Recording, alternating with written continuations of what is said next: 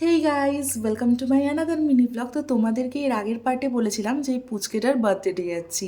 তো আজকে তো আমি পার্ট 2 নিয়ে হাজির। তো চলো দেখাই তারপর গিয়ে কি কি করলাম। দেখলাম এখানে কেকের অ্যারেঞ্জমেন্ট করা হচ্ছে, আর তারপরে এই পুচকিটা কেক কেটে খেয়ে নিল। কি মিষ্টি লাগছে দেখো।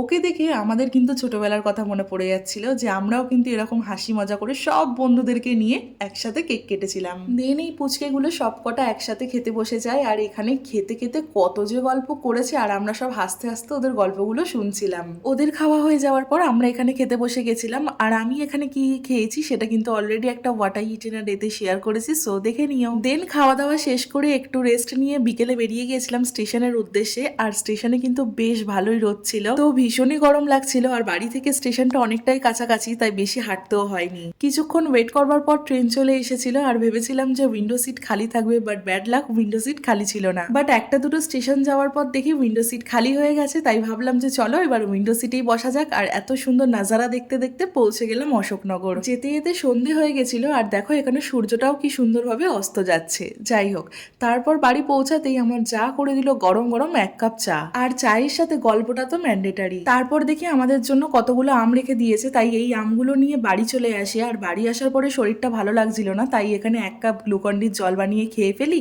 আর এটা খেয়েই আজকের দিনটা শেষ করি। So that's it for today, bye, love you all.